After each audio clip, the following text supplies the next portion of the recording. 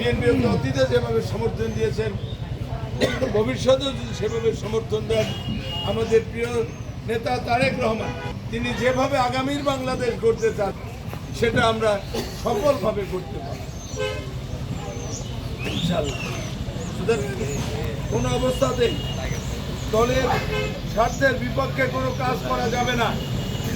কোনো নেতা যদি ব্যক্তির স্বার্থে দলকে ব্যবহার করে, দলের নাম ভাঙিয়ে দলের ক্ষতি করে, তাকে দলে রাখার কোনো সুযোগ নাই। ঠিক ঠিক। এই জাতীয় কর্মকাণ্ড যদি কোনো নেতা করে, মেহরবানি করে আমাকে আপনারা জানাবেন। মোবাইল 24 ঘন্টা খোলা থাকে, আমাকে জানাবেন, আমরা ব্যবস্থা করব। প্রিয় ভাইয়েরা আমার, আমরা দেশকে ভালোবাসি, আমরা রাজনীতি করি দেশের মানুষের জন্য। ব্যক্তিগতভাবে কোনো নেতা কর্মী বা সাধারণ মানুষের জন্য আমাদের কিছু করার নাই, আমরা সমষ্টির জন্য করবো ইনশাআল্লাহ। আমরা যে প্রত্যাশা নিয়ে আপনারা আমাদেরকে নির্বাচিত করেছেন, যে উন্নয়নমূলক যে কর্মকাণ্ড, যে কাজগুলো, সেগুলো ইনশাআল্লাহ আমরা করবো ইনশাআল্লাহ। সেখানে আপনাদের তদবিরের প্রয়োজন নাই। ইতিমধ্যে আপনাদের ইউনিয়ন নেতৃবৃন্দ এই ইউনিয়নের যে সমস্ত কাজ করতে হবে, উদাহরণ হিসেবে বলি যে আমি প্রত্যেকটা ইউনিয়নের প্রত্যেকটা মসজিদে আমি লোক পাঠিয়ে সেই মসজিদে কী কী প্রয়োজন সেগুলো প্রত্যেকটা মসজিদের তালিকা আমার কাছে আছে, এবং সেই মসজিদে কী কী কাজ করতে হবে এগুলো আমি নিয়েছি। একইভাবে গোরস্থান, ঈদগাহ মাঠ, একইভাবে স্কুল, কলেজ, মাদ্রাসা এবং রাস্তাঘাট, কাঁচা রাস্তাঘাট, পাকা রাস্তাঘাট যেগুলো করতে হবে সমস্ত তালিকা আমার কাছে আছে। আমি ইতিমধ্যে নেতৃবৃন্দের কাছ থেকে 5ই আগস্টের পরেই এগুলো আমি তাদের কাছ থেকে নিয়েছি। কিন্তু আমাদের কিছু সময় দিতে হবে। আমাদের বয়স মাত্র 2 মাস। একটা বাচ্চা জন্মগ্রহণ করলে 40 দিন তাকে তার আতুর ঘর বলে, এরপরেও আরো 2-1 মাস তাকে খুব সাবধান সতর্কতার সাথে আমরা রাখি। একটা সরকারের দায়িত্ব আমরা নিয়েছি, আমাদের বয়স মাত্র 2 মাস হচ্ছে। সুতরাং এখনই যদি আপনারা আমাদের কাছে প্রত্যাশা করেন, তাহলে আমরা মানসিকভাবে কষ্ট পাব। আপনাদের তদবিরের কোনো প্রয়োজন নেই। এর মধ্যে বিগত সরকার আওয়ামী লীগ তো এদেশে অর্থনীতি ধ্বংস করে গিয়েছে। আবার অন্তর্বর্তীকালীন সরকার এই বছর যে বাজেট ছিল সেগুলো তারা শেষ করে দিয়ে একেবারে ফোকলার উপরে আমরা দায়িত্ব নিয়েছি। আমাদের নেতা 30 লক্ষ কোটি টাকার ঋণের বোঝা নিয়ে তারেক রহমানের সরকার দায়িত্ব গ্রহণ করেছে। এর মধ্যে আবার ইরান এবং আমেরিকার যুদ্ধের কারণে আমরা আরো চাপে পড়ে গিয়েছি।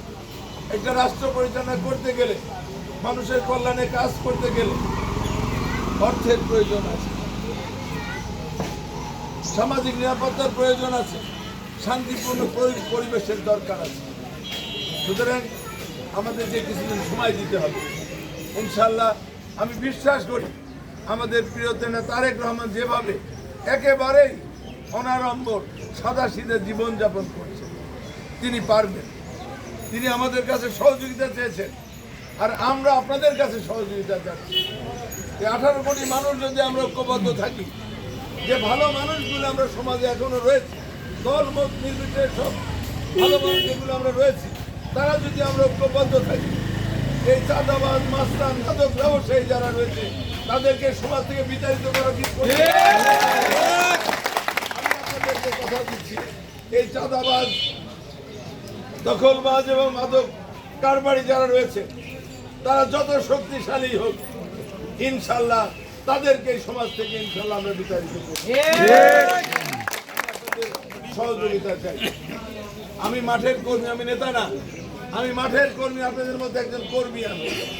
আমি নেতা হিসেবে কখনো নিজেকে ভাবি না। আমার 40 বছর রাজনৈতিক জীবনে আমি সবসময় মাঠে থেকে রাজনীতি করি, এবং আমার জন্য সবার দরজা খোলা, কোনো নেতার প্রয়োজন নেই।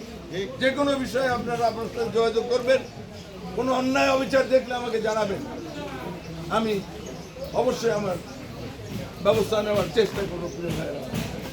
আমরা যদি ঐক্যবদ্ধ থাকি, তাহলে সমাজ বিরোধী লোকগুলোকে যদি আমরা সমাজ থেকে বিতরিত করতে পারি, তাহলে আমরা শান্তিতে থাকতে পারি। সাধারণ মানুষ আপনারা আমাদের কাছে চাল কিনে চান না, বাজার করে দেওয়ার কথা বলেন না। সাধারণ মানুষ চান যে আপনারা শান্তিতে থাকতে চান, আপনারা স্বাধীনভাবে চলাফেরা করতে চান, ব্যবসা বাণিজ্য করতে চান। আমাদের রাজনৈতিক নেতৃত্ব, আমাদের দায়িত্ব হচ্ছে সেটা নিশ্চিত করা। 2-4 জন ধান্দাবাজ বা লোভী মানুষের কাছে সকল মানুষের নিরাপত্তা আমরা বিঘ্নিত হইতে দেব না। আপনারা জানেন যে প্রশাসনের রন্ধ্রে রন্ধ্রে ওই স্বৈরাচাররা বসে আছে।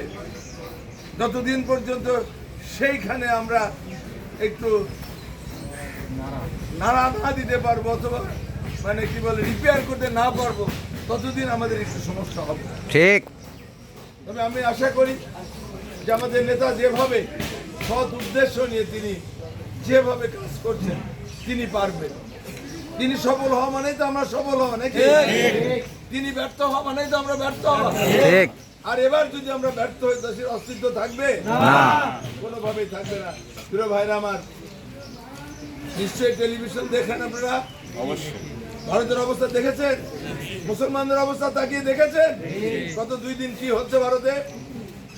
সুতরাং মাথার মধ্যে এটা রাখতে হবে, এবারকার সরকার যদি তারেক রহমানের সরকার যদি ব্যর্থ হয় তাহলে কোন মুসলমানের আর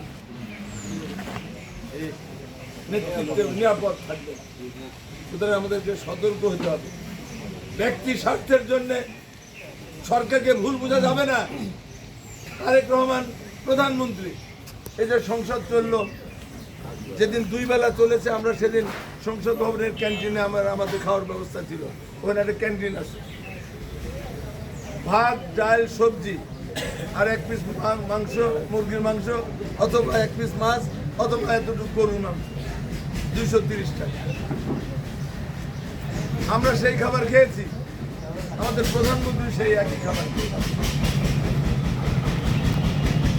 তিনি বাড়ির থেকে রাজকীয় খাবার আনেন নাই, তিনি প্রধানমন্ত্রী হিসাবে তার 7 স্টার হোটেলের খাবার তার জন্য বরাদ্দ। 5 স্টার হোটেলের মধ্যে সর্বোচ্চ যে হোটেল গ্রেডের সেই হোটেলের খাবার তার জন্য বরাদ্দ, ওদের জন্য 230 টাকার খাবার।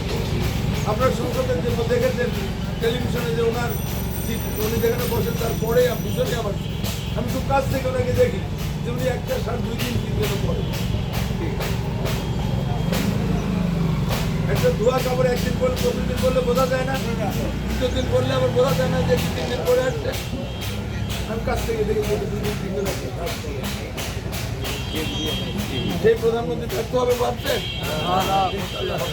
কারণ তার নিয়ত এবং কর্ম ঠিক আছে, আল্লাহর প্রতি তার বিশ্বাস আছে, সুতরাং তিনি পারবেন আমাদেরকে সহযোগিতা করতে। আমি আপনাদের নির্বাচিত প্রতিনিধি হিসাবে আমি আপনাদেরকে সহযোগিতা চাই, আপনারা সহযোগিতা করেন। আমি অনেক বিভিন্নকে বলেছি আমার সাথে রাজনীতি করতে হলে জন্য কাজ করতে হবে। ব্যক্তির সাথে আমার সাথে রাজনীতি করার কোনো সুযোগ নাই। আমি নেতা নির্ভর রাজনীতি করি না, আমি রাজনীতি করি। আপনারাই হচ্ছে আমাদের এই বিএনপির যেরকম আস্থা, আপনার আমারও আস্থা হচ্ছে আপনার সাধারণ মানুষ। আমি যদি সৎকর্ম করি, ভালো কাজ করি, অবশ্যই আপনারা আমাদের সাথে থাকবেন। তাকে দেব দলের ক্ষতি করবে, আপনাদের থেকে আমাদের দূরে সরিয়ে দেবে এমন নেতাদের সাথে আমার রাজনীতি করার কোনো সুযোগ নাই। কারণ আমি রাজনীতি করি ব্যক্তি স্বার্থের জন্য না, রাজনীতি করি দেশের জন্য। সুতরাং আমার উপর আপনার আস্থা এবং বিশ্বাস রাখতে পারেন। ইনশাআল্লাহ যদি আমার বিবেক বুদ্ধি লোভ না পায়, আমি আপনাদের জন্য কাজ করি। আর এই যে বললাম, যারা এই সমস্ত আমার দলের কেউ যদি এই সমস্ত কর্মকাণ্ডের সাথে জড়িত থাকে, তাদেরকে অনুরোধ করবো ফিরে আসার জন্য, না হলে তাদের দিয়ে আমাদের অভিযান শুরু হবে।